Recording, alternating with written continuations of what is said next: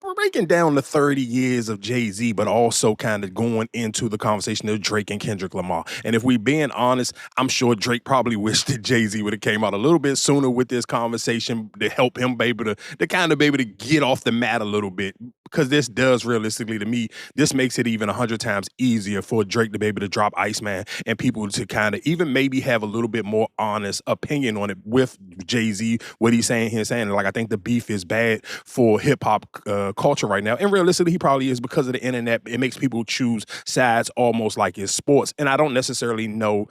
I mean, if you kind of even look at the landscape, it depends on probably on how you appreciate music now. If you look at the landscape of rap, I think it can be true that beef kind of watered down the way people appreciate Drake's music or Kendrick music, especially probably even for Drake because he was the loser in this situation. People will act like they don't want to hear Drake no more. It's over for Drake. His career is over. And I like even the fact that Jay-Z sit here and said with him picking Kendrick Lamar was like, people throw the conspiracy theories out there. Oh, Jay-Z picked Drake because he was sitting here trying to just end Drake's career and let Kendrick Lamar perform at the Super Bowl. And he was just like, bro, I'm Jay-Z.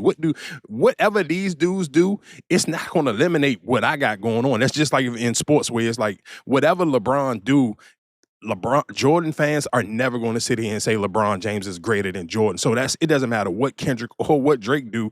A Jay-Z fan is still going to be a Jay-Z fan. 90% of the time, if you listen to any type of podcast or radio show, anytime somebody brings up their top 5 hip hop, it almost don't matter where they from, unless they really from the South, they always gonna put Jay-Z name in it. So that none of those people move the needle for what Jay-Z got going on for him to even sit here and say, like, I picked Kendrick Lamar because he just was having an amazing year. He was on fire. Of course, was he on fire because of the beef? Of course, that was the reason why he was on fire, but that doesn't still negate the fact that he was on fire. So it made perfect sense for him to sit here and go do the Super Bowl. But again, I think realistically, that beef did kind of make people sit here and pick and choose sides because you felt like I had to just stand firm on my team. If I'm Team Kendrick or I'm Team Drake, I do think realistically, and Drake, of course, because he lost, does make it a lot harder for him to come back outside and play. And probably the lawsuit and all of that has a lot more to do with it. But again, like I like the fact that Jay-Z started that conversation because so many people with loud opinions and popular opinions